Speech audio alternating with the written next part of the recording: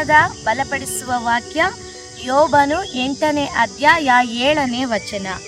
ನಿನ್ನ ಮೊದಲನೆಯ ಸ್ಥಿತಿಯು ಅಲ್ಪವಾಗಿದ್ದರೂ ನಿನ್ನ ಕಡೆಯ ಸ್ಥಿತಿಯು ಬಹಳ ವೃದ್ಧಿ ಹೊಂದುವುದು.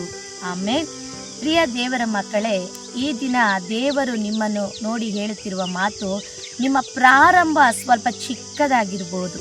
ಯಾವುದೋ ಒಂದು ವಿಷಯ ನೀವು ಪ್ರಾರಂಭಿಸ್ತಾ ಇರ್ಬೋದು, ಆ ಕಾರ್ಯ ಇವತ್ತು ನಿಮಗೆ ಚಿಕ್ಕದಾಗಿ ಕಾಣಿಸ್ತಾ ಇದೆ. ಆದರೆ ದೇವರ ವಾಕ್ಯದಲ್ಲಿ ಹೇಳಲ್ಪಡ್ತಾ ಇದೆ, ನಿಮ್ಮ ಕಡೆಯ ಸ್ಥಿತಿ ಅಂದರೆ ಆ ವಿಷಯದ ಒಂದು ಅಂತ್ಯವು, ಒಂದು ಕೊನೆಯು ಹೇಗಿರುತ್ತೆ ಅಂದರೆ ಅದು ಬಹಳ ವೃದ್ಧಿಯಾಗಿ, ಅದು ಇನ್ನೂ ಅಭಿವೃದ್ಧಿಯಾಗಿ ಇನ್ನೂ ಬಹಳ ಬಹಳ ವೃದ್ಧಿ ಹೊಂದುವುದು ಎಂಬುದಾಗಿ ದೇವರ ವಾಕ್ಯದಲ್ಲಿ ಹೇಳಲ್ಪಟ್ಟಿದೆ.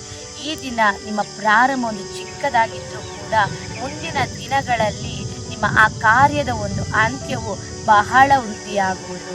ಹಲ್ಲೆಲೂಯಾ. ಆದರೆ ಈ ದಿನ ಈ ಚಿಕ್ಕ ಪ್ರಾರಂಭ ಕೊನೆಯಲ್ಲಿ ಬಹಳ ವೃದ್ಧಿ ಹೊಂದಬೇಕು ಅಂದರೆ ಈ ದಿನ ಅದಕ್ಕಾಗಿ ನೀವು ಒಂದು ವಿಷಯವನ್ನು ಮಾಡಬೇಕು. ಅದೇ ಯೋಬನು 42ನೇ ಅಧ್ಯಾಯ 10ನೇ ವಚನ. ಯೋಬನು ತನ್ನ ಸ್ನೇಹಿತರಿಗೋಸ್ಕರ ಪ್ರಾರ್ಥಿಸಿದ ಬಳಿಕ ಯೆಹೋವನು ಅವನ ದುಸ್ಥಿತಿಯನ್ನು ಹೋಗಲಾಡಿಸಿ ಅವನ ಸೊತ್ತನ್ನು ಮೊದಲಿಗಿಂತ 2ರಷ್ಟಾಗಿ ಹೆಚ್ಚಿಸಿದನು. ಆಮೇಲೆ ಆರಂಭಕ್ಕಿಂತ ಅಂತ್ಯವು ನಿನಗೆ ಹೆಚ್ಚಾದ ಒಂದು ಅಭಿವೃದ್ಧಿಯನ್ನು ಉಂಟು ಮಾಡಬೇಕು, ಇನ್ನು ನೀನು ಅದರಲ್ಲಿ ಇನ್ನೂ 2ರಷ್ಟು ಆಶೀರ್ವಾದವನ್ನು ಹೊಂದಿಕೊಳ್ಳಬೇಕು ಅನ್ನೋದಾದರೆ ಯೋಬನ ಹಾಗೆ ಯಾವಾಗಲೂ ಇವತ್ತು ಮಾತ್ರ ಅಲ್ಲ, ನಾಳೆ ಒಂದು ದಿವಸ ಅಲ್ಲ, ನಾಡಿದ್ದು ಮಾತ್ರ ಅಲ್ಲ, ನಿಮ್ಮ ಜೀವಮಾನವೆಲ್ಲ ನಾವು ಯಾವಾಗಲೂ ಬೇರೆಯವರಿಗಾಗಿ ಪ್ರಾರ್ಥಿಸುವ ವ್ಯಕ್ತಿಗಳಾಗಿ ಕಾಣಲ್ಪಡಬೇಕು. ಹಲ್ಲೆಲೂಯಾ. ನಮ್ಮಲ್ಲಿ ಎಲ್ಲರೂ ಕೂಡ ಪ್ರಾರ್ಥನೆ ಮಾಡ್ತೀವಿ. ಹೇಗೆ? ದೇವರೇ ನನ್ನನ್ನು ಆಶೀರ್ವದಿಸು, ನನ್ನ ಕೆಲಸ ಆಶೀರ್ವದಿಸು, ನನ್ನ ವಿದ್ಯಾಭ್ಯಾಸ ಆಶೀರ್ವದಿಸು, ನನ್ನ ವ್ಯಾಪಾರ ಆಶೀರ್ವದಿಸು, ನನ್ನ ಸೇವೆ ಆಶೀರ್ವದಿಸು, ನನ್ನ ಕಾರ್ಯ ಹಾಗೆ ಮಾಡು, ಹೀಗೆ ಮಾಡು. ಯಾವಾಗಲೂ ನಾನು ನನ್ನದು, ನನ್ನ ಕುಟುಂಬ ಎಂಬುದಾಗಿ ಅನೇಕರ ಪ್ರಾರ್ಥನೆ ಇದರ ಸ್ವಾರ್ಥದಲ್ಲಿ ಹೋಗ್ತಾ ಇದೆ. ಎಲ್ಲರೂ ಅಲ್ಲ, ಇದರಲ್ಲಿ ಯಾರೋ ಕೆಲವರು ಮಾತ್ರ ಸ್ವಾರ್ಥದ ಪ್ರಾರ್ಥನೆ ಪ್ರತಿನಿತ್ಯ ಅದಕ್ಕಾಗಿ ಪ್ರಾರ್ಥನೆ ಮಾಡ್ತಾ ಇದ್ದೀರಾ. ಆದರೆ ಈ ಒಂದು ಕಾರ್ಯದಲ್ಲಿ ಒಂದು ಚಿಕ್ಕ ಬದಲಾವಣೆ ಮಾಡಿ ನೋಡ್ರಿ, ಖಂಡಿತವಾಗಿ ನಿಮ್ಮ ಪರಿಸ್ಥಿತಿ 2ರಷ್ಟಾಗಿ ಆಶೀರ್ವಾದವಾಗಿ ದೇವರ ಅಭಿವೃದ್ಧಿ ಮಾಡ್ತಾರೆ. ಹಲ್ಲೆಲೂಯಾ. ಯೋಬನ ಕುರಿತು ತಿಳಿಯದೇ ಇರೋರು ಒಬ್ಬರೂ ಇಲ್ಲ. ಯೋಬನ ಕುರಿತು ರಕ್ಷಿಸಲ್ಪಟ್ಟ ಪ್ರತಿ ವ್ಯಕ್ತಿಗಳಿಗೂ ಗೊತ್ತು, ಆತನ ದೇವರಲ್ಲಿ ಯಥಾರ್ಥ ಭಕ್ತಿಯುಳ್ಳವನಾಗಿದ್ದ, ಆತನ ನಂಬಿಗಸ್ತನಾಗಿದ್ದ, ಪ್ರತಿದಿನ ದೇವರ ಬಳಿ ಪ್ರಾರ್ಥಿಸುವ ವ್ಯಕ್ತಿಯಾಗಿದ್ದ. ಅಂತಹ ವ್ಯಕ್ತಿಗೆ ಬಂದಂಥ ಶೋಧನೆ ಯಾರಿಗೂ ಕೂಡ ಇದುವರೆಗೂ ಬಂದೇ ಇಲ್ಲ. ಹಲ್ಲೆಲೂಯಾ. ಒಂದೇ ದಿನದಲ್ಲಿ ತನ್ನ ಮಕ್ಕಳನ್ನು ಕಳೆದುಕೊಂಡ, ತನ್ನ ಆಸ್ತಿಯನ್ನು ಕಳೆದುಕೊಂಡ, ತನಗಿದ್ದ ಎಲ್ಲವನ್ನು ಕಳೆದುಕೊಂಡದ್ದು ಮಾತ್ರವಲ್ಲದೆ ತನ್ನ ಆರೋಗ್ಯವನ್ನು ಕೂಡ ಕಳೆದುಕೊಂಡ, ತನ್ನ ಶರೀರದಲ್ಲಿ ಎಲ್ಲ ಕೂಡ ಹುಣ್ಣುಗಳು, ಆ ಹುಣ್ಣುಗಳಿಂದ ಕೀವು ಸೋರ್ತಾ ಇದೆ. ಆ ಕೀವು ಸೋರಬೇಕಾದ್ರೆ ನಾಯಿಗಳು ಬಂದು ಅವನ ಗಾಯದಲ್ಲಿ ಬರ್ತಿದ್ದ ಕೀವನ್ನು ನೆಕ್ಕುತ್ತಾ ಇದ್ವು. ಅಲ್ಲೆಲ್ಲೂಯ್ಯ. ಆಗ ಎಷ್ಟು ಆ ಕೀವು ಆ ರೀತಿ ಬರ್ತಾ ಇರಬೇಕಾದ್ರೆ, ಆ ಗಾಯ ಆ ರೀತಿ ಆಗಿರುವಾಗ ಅವ್ನಿಗೆ ಎಷ್ಟು ನೋವಿರಬಹುದು. ನಮಗೊಂದು ಚಿಕ್ಕ ಗಾಯ ಆದ್ರೇ ನಮ್ಗೆ ಎಷ್ಟು ವೇದನೆ ಆಗುತ್ತೆ. ಅದರೊಳಗಿಂದ ಕೀವು ಬರ್ತಾ ಇದ್ರೆ ಆ ಕೀವು ಸುತ್ತಲೂ ಕೂಡ ಸ್ಪ್ರೆಡ್ ಆಗಿ ಇನ್ನೂ ಅದರಲ್ಲಿ ಹೆಚ್ಚಾದ ಒಂದು ನೋವು ಉಂಟಾಗುತ್ತದೆ. ಅಲ್ಲಲ್ಲಿ ಆದರೆ ಯೋಬನಿಗೆ ಶರೀರವೆಲ್ಲ ಕೂಡ ಗಾಯಗಳಾಗಿದೆ, ಹುಣ್ಣುಗಳಿಂದ ಆವರಿಸಿಕೊಂಡಿದೆ. ಆ ಹುಣ್ಣುಗಳ ಒಳಗಡೆಯಿಂದ ಕೀವು ಸೋರ್ತಾ ಇದೆ. ಆ ಕೀವನ್ನು ನಾಯಿಗಳು ಬಂದು ನೆಕ್ಕುವಾಗ ಅವನಿಗೆ ಎಷ್ಟು ತಾಳ್ಮೆಯಿಂದ ಸುಮ್ಮನೆ ಇದ್ದ ಗೊತ್ತಾ. ಹಲ್ಲೆಲೂಯ್ಯ. ಹಾಗೆ ಈ ದಿನ ನಮ್ಮಲ್ಲೂ ಕೂಡ ಎಷ್ಟೋ ಕಾರ್ಯಗಳು ಹುಣ್ಣುಗಳಾಗಿದೆ, ಅದರಿಂದ ಕೀವುಗಳು ಸೋರ್ತಾ ಇದೆ, ಅನೇಕ ನಾಯಿಗಳು ಅದನ್ನು ನೆಕ್ಕುತ್ತಾ ಇದೆ, ಅನೇಕ ಪರಿಸ್ಥಿತಿಗಳು ಅದರ ಮೇಲೆ ಇನ್ನೂ ನಮಗೆ ಬಾಧಿಸ್ತಾ ಇದೆ. ಆದರೂ ಕೂಡ ಆ ಸ್ಥಿತಿಯಲ್ಲೂ ಕೂಡ ಸೋತು ಹೋಗಲಿಲ್ಲ ಯೋಬನು, ಮುದರಿ ಸುಮ್ಮನೆ ಕೂತ್ಕೊಳ್ಳಲಿಲ್ಲ. ಅವನು ಒಂದೇ ಒಂದು ವಾಕ್ಯನ ಹೇಳ್ತಾನೆ, ನಾನು ಸತ್ತರೂ ಕೂಡ ನನ್ನ ಯಥಾರ್ಥತ್ವವನ್ನು ನಾನು ಸಾಯುವವರೆಗೂ ನಾನು ಬಿಡೋದಿಲ್ಲ, ನನ್ನ ದೇವರ ಮೇಲೆ ನಂಬಿಕೆ ನಾನು ಬಿಡೋದಿಲ್ಲ ಎಂಬುದಾಗಿ. ಅಲ್ಲೆಲ್ಲ ಆ ರೀತಿ ದೃಢವಾಗಿದ್ದ ವ್ಯಕ್ತಿ ತನಗೋಸ್ಕರ ಮಾತ್ರ ಪ್ರಾರ್ಥನೆ ಮಾಡಿಕೊಳ್ಳಿಲ್ಲ, ದೇವರೇ ನನಗೆ ಆರೋಗ್ಯ ಕೊಡು, ನನಗೆ ಸ್ವಸ್ಥತೆ ಕೊಡು, ನನ್ನನ್ನು ಆಶೀರ್ವದಿಸುವಂಥ ಪ್ರಾರ್ಥನೆ ಮಾಡಲಿಲ್ಲ. ತನ್ನ ಸ್ನೇಹಿತರಿಗಾಗಿ, ಅದು ಎಂಥ ಸ್ನೇಹಿತರು ಗೊತ್ತಾ, ನೀವು ಯೋಬನು 1ನೇ ಅಧ್ಯಾಯದಿಂದ 42ನೇ ಅಧ್ಯಾಯದವರೆಗೂ ನೀವು ಓದಿ ನೋಡೋದಾದರೆ ಅದರಲ್ಲಿ ಆ ಸ್ನೇಹಿತರು ಎಂತೆಂಥ ಮಾತುಗಳನ್ನು ಆತನನ್ನು ನೋಡಿ ಮಾತಾಡ್ತಾರೆ ಅಂದರೆ ಎಲ್ಲವೂ ಕೂಡ ಚುಚ್ಚು ಮಾತುಗಳು, ಎಲ್ಲ ನೋಯಿಸುವಂಥ ಮಾತುಗಳು, ಎಲ್ಲವೂ ಕೂಡ ಗಾಯಪಡಿಸುವಂಥ ಮಾತುಗಳು. ಆದರೂ ಕೂಡ ಯೋಬನು ಅವರಿಗಾಗಿ ಪ್ರಾರ್ಥನೆ ಮಾಡ್ತಾನೆ. ಹಾಲೆಲ್ಲೂ ಈ ದಿನ ಎಷ್ಟು ಜನ ಆ ರೀತಿಯಾಗಿ ನಮ್ಮನ್ನು ಚುಚ್ಚು ಮಾತಾಡೋರಿಗಾಗಿ, ನಮ್ಮನ್ನು ನೋಯಿಸೋರಿಗಾಗಿ, ನಮ್ಮನ್ನು ಹಿಂಸೆ ಪಡಿಸೋರಿಗಾಗಿ ಎಷ್ಟು ಜನ ನಾವು ನಾವು ಪ್ರಾರ್ಥನೆ ಮಾಡ್ತೇವೆ. ಅಲ್ಲೆಲ್ಲೇ ಇದು ದೇವರ ವಾಕ್ಯವನ್ನು ಯೋಬನು ಪಾಲಿಸಿದ್ದಾರೆ. ಆಗ ನೋಡಿ, ಯೋಬನ ವಾಕ್ಯದಂತೆ ತನ್ನನ್ನು ಅಷ್ಟು ಹೀಯಾಳಿಸಿದ್ರು, ಚುಚ್ಚು ಮಾತಾಡಿದ್ರು, ನೋಯಿಸಿದ್ರು ಕೂಡ ಅವನು ಮತ್ತೆ ತನ್ನ ಸ್ನೇಹಿತರಿಗಾಗಿ ಪ್ರಾರ್ಥನೆ ಮಾಡ್ತಾನೆ. ಅವನಿಗಿರುವ ಸ್ಥಿತಿಯೇ ಬಹಳ ವೇದನೆಯಲ್ಲಿದ್ದ ಸ್ಥಿತಿ, ಆದರೂ ಕೂಡ ಆತನು ತನ್ನ ಸ್ನೇಹಿತರಿಗಾಗಿ ಪ್ರಾರ್ಥನೆ ಮಾಡ್ತಾನೆ.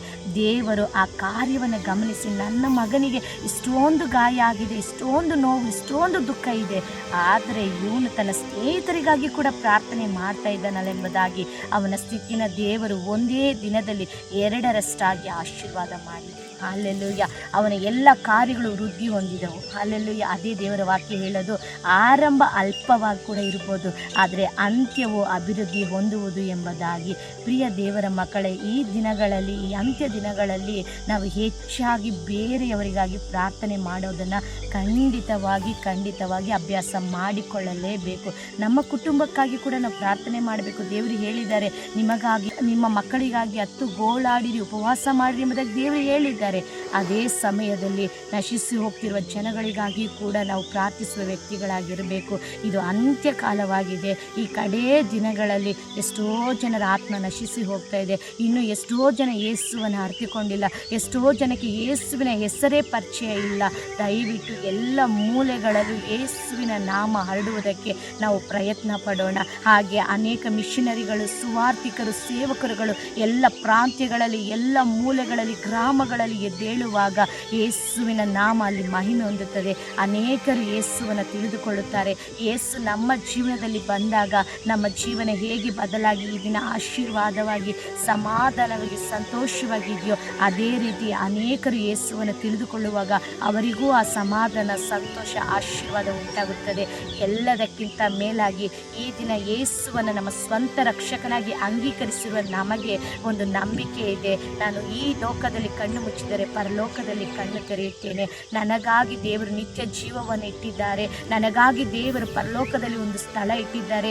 ಈ ಜೀವನ ಅಂತ್ಯವಲ್ಲ, ನನಗೆ ಇನ್ನೊಂದು ಜೀವನ ಇದೆ ಎಂಬುದಾಗಿ ನಮಗೆ ಒಂದು ದೃಢ ನಿಶ್ಚಯ ಇದೆ. ಪ್ರಿಯ ದೇವರ ಮಕ್ಕಳೇ, ಈ ಸತ್ಯ ಗೊತ್ತಿಲ್ಲದೆ ಇನ್ನೂ ನಮಗೆ ನಿತ್ಯ ಜೀವ ಇದೆ, ನಮಗೊಂದು ಜೀವನ ಇದೆ ಎಂದು ಎಷ್ಟೋ ಜನರಿಗೆ ಈ ಸತ್ಯ ಗೊತ್ತಿಲ್ಲ. ಯೇಸುವೆ ಮಾರ್ಗ, ಯೇಸುವೆ ಸತ್ಯ, ಯೇಸುವೆ ಜೀವ ಎಂಬುದು ಅನೇಕರಿಗೆ ಈ ದಿನ ತಿಳಿದೇ ಇದ್ದಾರೆ. ಈ ದಿನ ನೀವು ನಾನು ಮಾಡಬೇಕಾದದ್ದು ಅನೇಕರಿಗಾಗಿ ಪ್ರಾರ್ಥನೆ. ಯೋಬನ ಹಾಗೆ ನಾವು ಅನೇಕರಿಗಾಗಿ ಪ್ರಾರ್ಥಿಸುವಾಗ ಅಲ್ಲಿ ದೇವರ ನಾಮ ಮಹಿಮೆ ಹೊಂದುತ್ತದೆ. ಅನೇಕರು ಯೇಸುವನ್ನು ನಂಬಿಕೊಳ್ತಾರೆ. ಅನೇಕರು ಯೇಸುವನ್ನು ಗಟ್ಟಿಯಾಗಿ ಹಿಡಿದುಕೊಂಡು ತಮ್ಮ ಎಲ್ಲ ಪರಿಸ್ಥಿತಿಗಳಲ್ಲೂ ಒಂದು ಸಹಾಯವನ್ನು, ಒಂದು ಬಿಡುಗಡೆಯನ್ನು ಹೊಂದಿಕೊಳ್ತಾರೆ. ಪ್ರಿಯ ದೇವರ ಮಕ್ಕಳೇ, ನಿಮಗೆ ಒಂದು ಅಭಿವೃದ್ಧಿ ಬೇಕು ಅನ್ನೋದಾದರೆ ಈ ದಿನದಿಂದ ಇದನ್ನು ನೀವು ಪ್ರಯತ್ನಿಸಿ ನೋಡ್ರಿ. ಪ್ರತಿನಿತ್ಯ ನಿಮ್ಮ ಪ್ರಾರ್ಥನೆಯಲ್ಲಿ ಬೇರೆಯವರಿಗಾಗಿ ಪ್ರಾರ್ಥನೆ ಮಾಡಿ. ನಿಮ್ಮ ರಸ್ತೆಯಲ್ಲೋ, ನೀವಿರುವ ಪ್ರಾಂತ್ಯದಲ್ಲೋ ಯಾರಾದರೂ ಕುಡುಕರಿರೋದಾದರೆ, ಯಾರಾದರೂ ಪಾಪದಲ್ಲಿರೋದಾದರೆ, ಯಾರಾದರೂ ಇನ್ನೂ ಕಷ್ಟದಲ್ಲಿರೋದಾದರೆ ಅವರಿಗೋಸ್ಕರ ಪ್ರಾರ್ಥನೆ ಮಾಡಿರಿ. ಇಲ್ಲ ನಿಮಗೆ ತಿಳಿದಿರುವ ಸ್ನೇಹಿತರು, ನಿಮ್ಮ ಕೆಲಸದ ಸ್ಥಳದಲ್ಲಿ ಯಾರಾದರೂ ಯಾವುದಾದ್ರೂ ತೊಂದರೆಗಳಿಂದ ಇರೋರಾಗಿದ್ದರೆ, ಇನ್ನು ನಿಮ್ಮ ಕಣ್ಣು ಮುಂದೆ ಯಾವ ಕಾರ್ಯಗಳನ್ನು ನೀವು ನೋಡ್ತೀರೋ ಅದಕ್ಕಾಗಿ ಎಲ್ಲ ನೀವು ವೈಯಕ್ತಿಕ ಪ್ರಾರ್ಥನೆಯಲ್ಲಿ ಕುಳಿತು ಸ್ವಲ್ಪ ಹೊತ್ತು ಪ್ರಾರ್ಥನೆ ಮಾಡಿರಿ. ಬೇರೆಯವರಿಗಾಗಿ ಕಣ್ಣೀರು ಸುರಿಸಿ ಪೌಳಿಯ ಒಡಕಿನಲ್ಲಿ ನಿಂತು ನೀವು ಪ್ರಾರ್ಥನೆ ಮಾಡಿ ನೋಡ್ರಿ.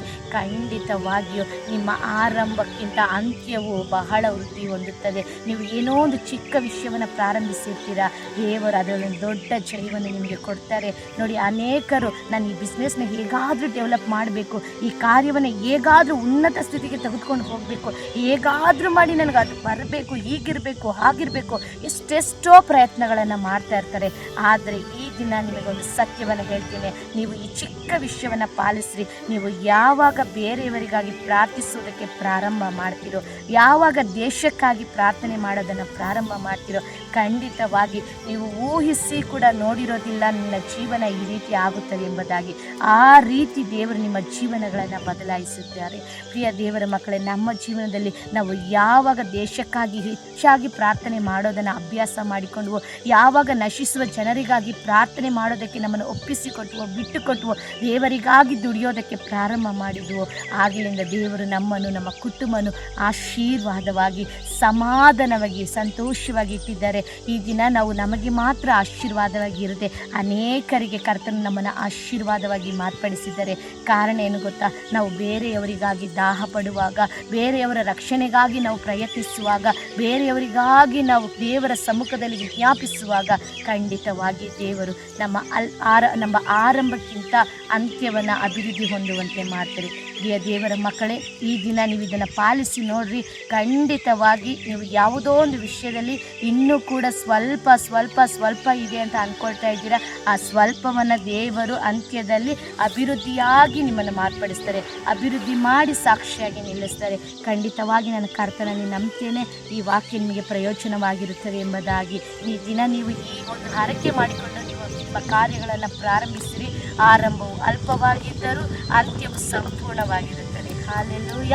ಯೋಬನನ್ನ ದೇವರು ಹೇಗೆ 2ರಷ್ಟು ಆಶೀರ್ವಾದ ಮಾಡಿದ್ರು, ನಿಮ್ಮನ್ನು ಕೂಡ ದೇವರು 2ರಷ್ಟು ಆಶೀರ್ವದಿಸಿ ದೇವರ ನಾಮವನ್ನು ಮಹಿಮೆ ಪಡಿಸಿಕೊಳ್ತಾರೆ. ಈ ವಾಕ್ಯ ನಿಮಗೆಲ್ಲ ಪ್ರಯೋಜನವಾಗಿದೆ ಎಂಬುದಾಗಿ ನನ್ನ ಕರ್ತನಲ್ಲಿ ನಂಬುತ್ತೇನೆ. ಎಲ್ಲ ಮಹಿಮೆ ಕರ್ತನಿಗೆ ಸಲ್ಲಲಿ. ವಿಶೇಷವಾಗಿ ನಿಮ್ಮಲ್ಲಿ ಒಂದು ಚಿಕ್ಕ ಮನವಿ, ಪ್ರತಿನಿತ್ಯ ನೀವು ಈ ವಿಡಿಯೋಗಳನ್ನು ನೋಡ್ತಾ ಇದ್ದೀರಾ, ಲೈಕ್ ಮಾಡ್ತಾ ಇದ್ದೀರಾ. ದಯವಿಟ್ಟು ಇನ್ನೂ ಯಾರೆಲ್ಲ ಸಬ್ಸ್ಕ್ರೈಬ್ ಮಾಡಿಕೊಂಡಿಲ್ವೋ ದಯವಿಟ್ಟು ಸಬ್ಸ್ಕ್ರೈಬ್ ಮಾಡಿಕೊಳ್ಳಿ, ಲೈಕ್ ಮಾಡಿ, ಶೇರ್ ಮಾಡಿ. ಇನ್ನೂ ಅನೇಕರಿಗೆ ಈ ಸೇವೆಯನ್ನು ಪರಿಚಯಿಸಿ. ದಯವಿಟ್ಟು ನಮಗಾಗಿ, ನಮ್ಮ ಸೇವೆಗಳಿಗಾಗಿ ದಯವಿಟ್ಟು ನಿಮ್ಮ ವೈಯಕ್ತಿಕ ಪ್ರಾರ್ಥನೆಗಳಲ್ಲಿ ಹೆಚ್ಚಾಗಿ ಪ್ರಾರ್ಥನೆ ಮಾಡಿಕೊಳ್ಳ್ರಿ. ನಿಶ್ಚಯವಾಗಿ ನಿಮ್ಮ ಪ್ರಾರ್ಥನೆಯ ಒಂದು ಪ್ರೋತ್ಸಾಹ ನಮಗೆ ಬೇಕಾಗಿದೆ. ದೇವರು ನಿಮ್ಮನ್ನು, ನಿಮ್ಮ ಕುಟುಂಬಗಳನ್ನು, ನಿಮ್ಮ ಕೆಲಸ ಕಾರ್ಯಗಳನ್ನು ಎಲ್ಲವನ್ನು ಕೂಡ ಖಂಡಿತವಾಗಿ ಆಶೀರ್ವದಿಸ್ತಾರೆ. ಎಲ್ಲ ಮಹಿಮೆ ದೇವರಿಗೆ. Praise the Lord. God bless you.